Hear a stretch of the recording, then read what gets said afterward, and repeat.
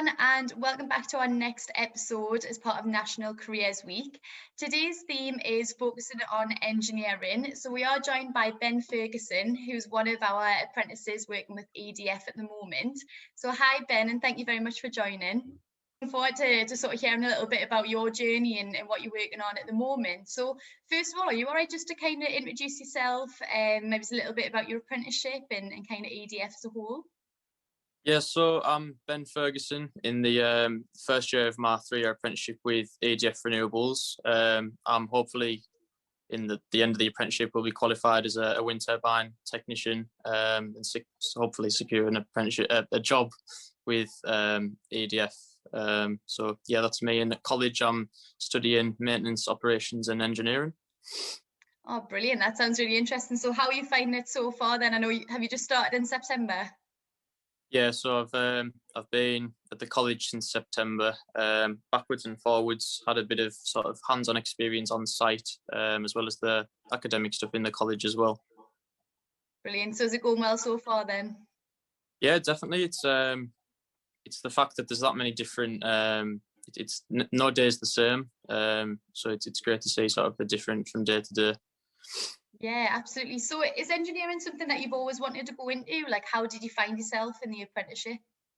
Yeah, so to begin with, I'd done engineering as one of my main GCSEs, and I wanted to sort of do that as a career long term. And then sort of halfway through my GCSEs, I thought I wanted to go into computing, and I wasn't quite sure with where I wanted to put myself. And then I just took the leap and got the apprenticeship with EDF in the renewables industry, and it's absolutely great, and I wouldn't change it for the world. Oh, brilliant. That's good to hear. So how did you actually go about finding the apprenticeship? Was it something you heard of through school, or how did you go about it?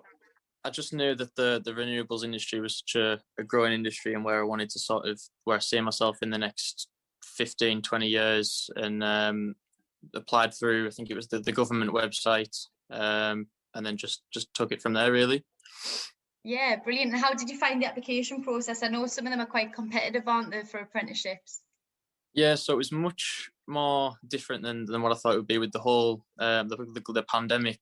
Everything was sort of delivered online. There was the interview process, there was the application process, there's your CV. So there's that many different things, but it was definitely tough, but it's worthwhile in the end, yeah.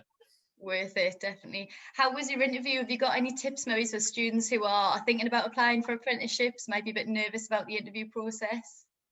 So in terms of an interview, I think the best tip I can give is to just be yourself. There's no point trying to sell yourself being someone you're not. If you don't want to apply for a job with a company and they think you're a different person to who you actually are, because at the end of the day, they're going to see who you truly are when you start working for them. So just be yourself. Absolutely. I think that's some excellent advice, definitely. So in terms of your apprenticeship then, I know you do a little bit of hands-on work and you also study at college as well. Are you all right to talk us through sort of a typical day for you? So maybe as whilst you're on site and also while you're at college? Yeah, so while at college, there's so many different sort of subjects. You've got in the engineering anyways, you've got your pneumatics and hydraulics, you've got the electrical stuff, you've still got to do your maths, your basic maths. And there's that many different sort of principles and different areas that you've got to do. Every day is different, like I say. There's the academic stuff, which is like your Tuesday, Wednesday, and Thursday, and then on Mondays and Fridays I do sort of practical stuff in the workshop. That's in terms of college. When you go out on site, every day is completely different. You can turn in one day and you'll be sort of doing an oil change or a gearbox inspection, or the next day you could be replacing brake pads, or every day is different. So it's great. That sounds really interesting, and I bet it's a nice surprise, and I guess each day what you're going to go into. In terms of kind of what you expected from your apprenticeship, have you had any kind of surprises along the way? Anything that you didn't realise it would be like, can be good, or maybe things that not so good that's kind of surprised you that you didn't expect? It's definitely been difficult with the whole the pandemic and the coronavirus thing, but in terms of the apprenticeship itself, it's exceeded expectations. It's been great so far. I've loved every minute of it. I'm living away from home as well, so that's sort of it's quite different, sort of seeing different areas. It's like 3 hours away from home, and meeting new people as well.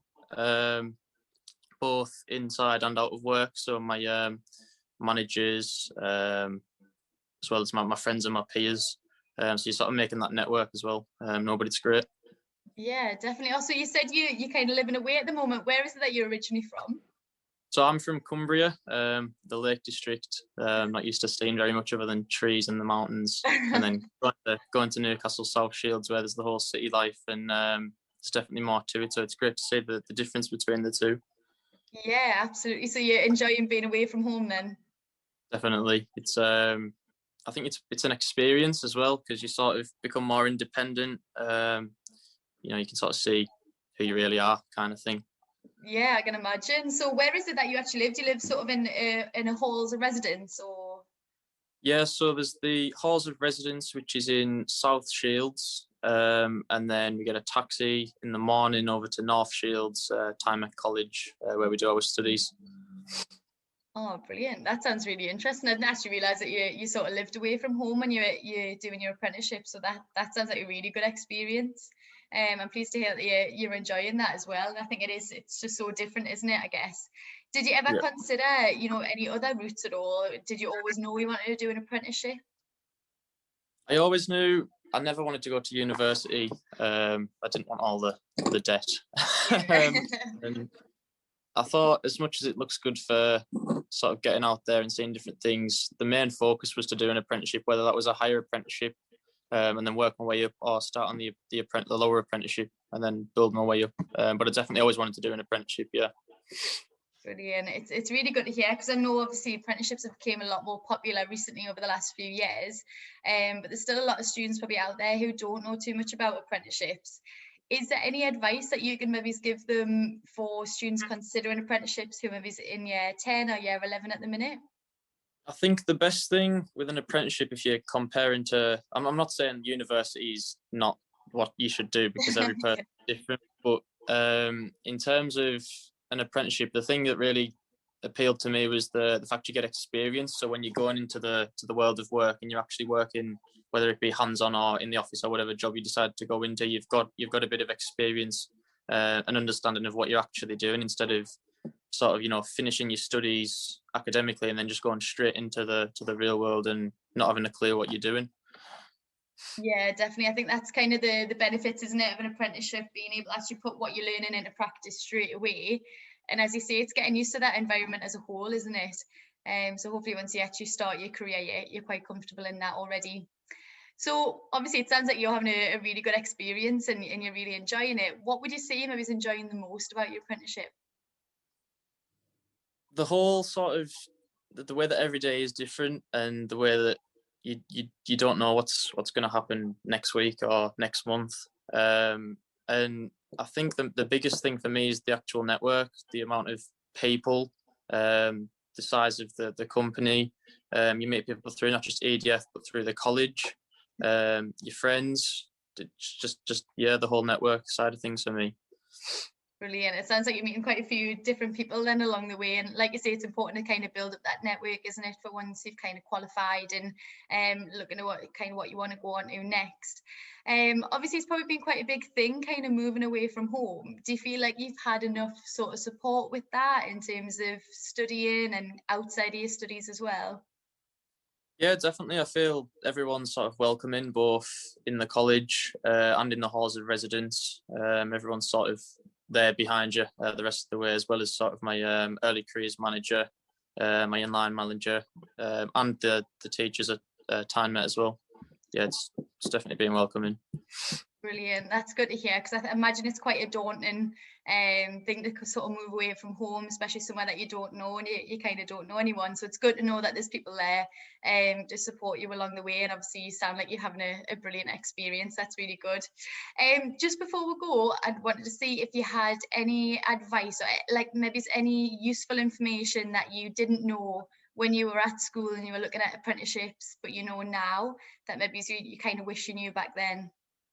I think sort of as much as you can be yourself, you've also got to think not everything's for everyone. So you might look at a job and think you want to go into that, like you want to go into I don't know, sort of computing, you want to go into art and design, and then later on you might not find that interesting, and you might change your mind. So everything you see first time round might not be what you think it is. It's always good to sort of give it a go, see what it's like, and if you don't like it, then there's no point sort of doing something that you're not going to like now, because you won't like it in 10 or 15 years. You want to sort of set yourself up and do what you think's going to benefit you in the long run. So yeah.